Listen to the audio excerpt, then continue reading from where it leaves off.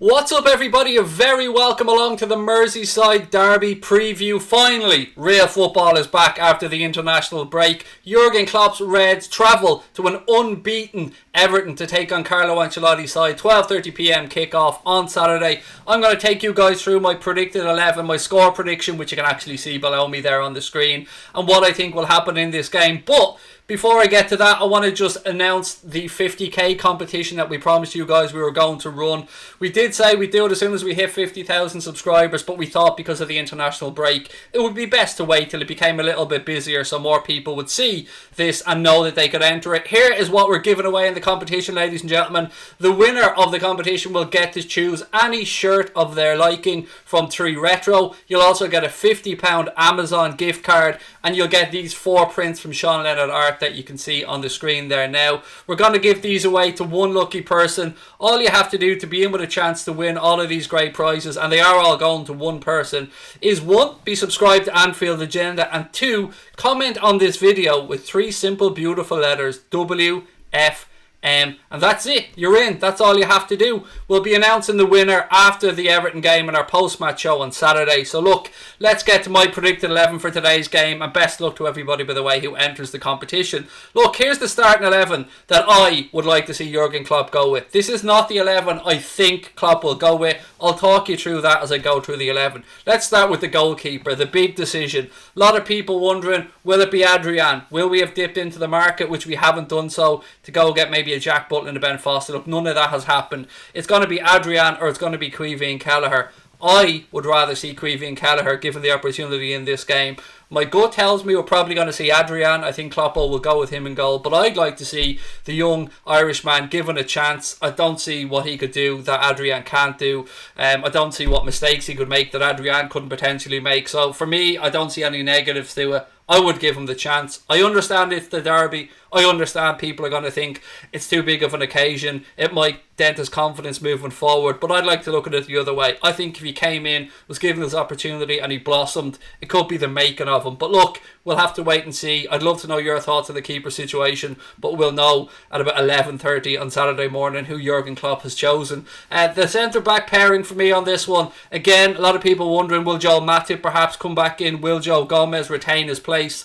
I've gone a little bit different for this one. I've gone for, I suppose, as strong as I think we can possibly line up for this. So I've dropped Firmino back to play alongside Virgil van Dijk and give a little bit of help as well and cover to Trent Alexander-Arnold on the right-hand side. On the left-hand side, obviously, I've gone for Andy Robertson. That pretty much picks itself. And we'll get on to talk about the back four a little bit further on in the video, and we'll talk about the high line and what we need to do to hopefully keep Everton out. For the midfield for this game, I've gone for Jordan Henderson, Thiago and Gini Wijnaldum. One of the easier decisions, actually, particularly when I've already moved Fabinho back for me to play at centre-back alongside Virgil van Dijk. James Milner, you could have absolutely put him in here and he would do no harm whatsoever. He's been training all week with the squad as well. Jordan Henderson's been off on international duty with England. That had to travel too far. Got himself some invaluable minutes as well. Didn't really have too much of a pre-season, so it was important that he got those minutes with England. We also seen Thiago and Sadio Mane come back to training this week after their positive COVID tests, which is brilliant to have them back in and around the club. They look fit and raring to go for the game, so I fully expect Thiago to play in midfield. And as I said, Gini Wijnaldum, he's Klopp's big game player. He's somebody that Klopp turns to on the big occasion and he never lets you down. He knows what a derby's about. So that's the midfield I'd go with.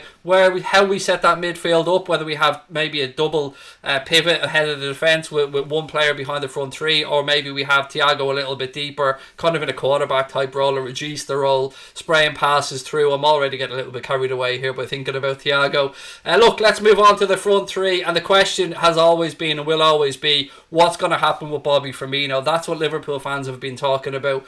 I've said in the build-up to this game all week that I think the derby is made for Roberto Firmino. Even if he doesn't have his goal-scoring boots on, I think he can contribute so much to this game, particularly from a pressing perspective.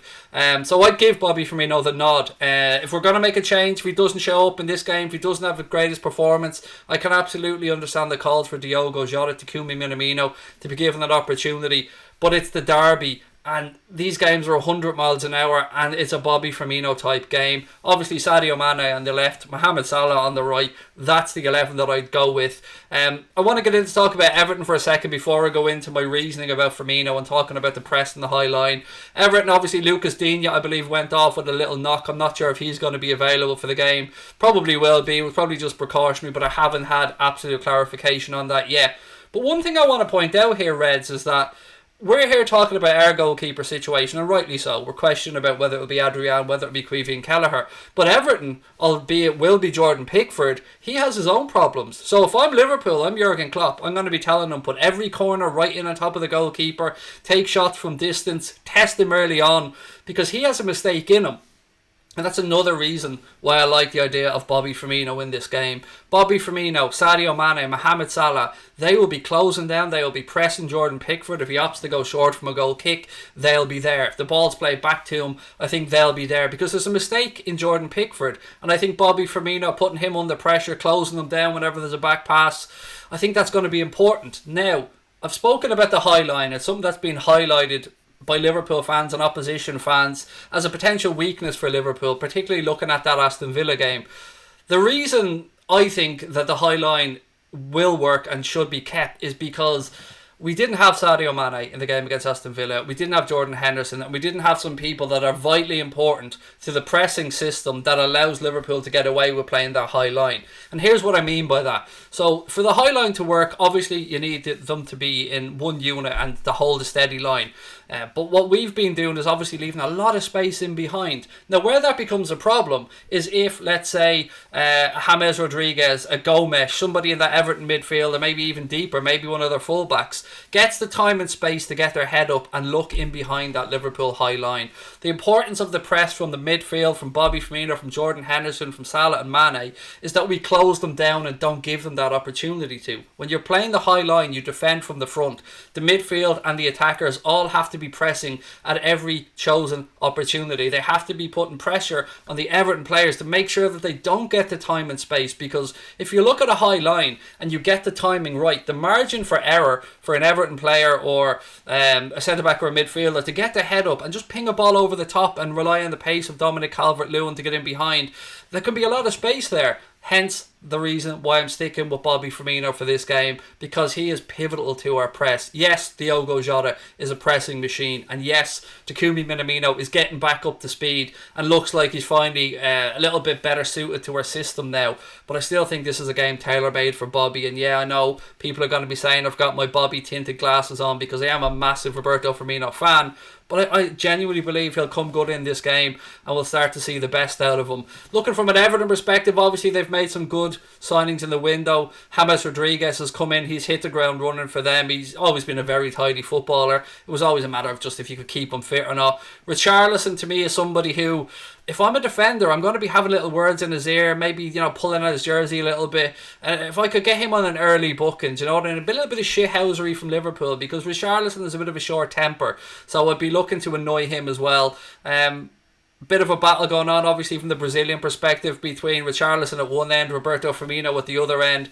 But look, Carlo Ancelotti, I've nothing but respect for. Yes, over the years, we will, of course, have rivalry with Everton and mock them at every opportunity, but I won't disrespect their manager because he is an absolutely phenomenal manager, one of the greats of the game. But you know what? Over on our side, I think we've got the world's greatest manager in Jurgen Norbert Klopp, and this is the 11 that I think can get the job done. The goalkeeper situation, look, it's far from ideal, ladies and gentlemen, but it is the goalkeeper situation that we have. Let me know your predicted 11, or let me know your preferred 11 in the comment section. Let me know your score predictions as well. As you've seen earlier on in the video, when I went back, let me switch back the studio actually to this one. You can see I've gone for a 1-0 win for Liverpool in this game. I always predict higher scoring games than they actually are for the derbies and stuff like that. So this time I've gone for an old 1-0 win for the Reds, but watch it be a crazy game like 4-3 or something like that. Who's going to score the goal? I've got a sneaky suspicion that maybe we'll see a Van Dijk header again, but again, I'd love to know your thoughts on this in the comment section. And how great is it, by the way, to know that, let's say Firmino isn't working out but his press is doing well, maybe we need a goal, that we have Takumi Minamino and Diogo Jota on the bench, raring and ready to go to come on and make a difference. Jadon we seen on international duty with Portugal, absolutely flying. Scored 2, set one up as well in that 3-0 victory over Sweden. So look, it's all set for a fantastic Merseyside derby on Saturday. I'm not a fan of these 12:30 kickoffs. Michael Oliver is going to be the referee for the game. In my opinion, best referee in the country. I've got no arguments whatsoever with him officiating this one. David Coote will be on VAR.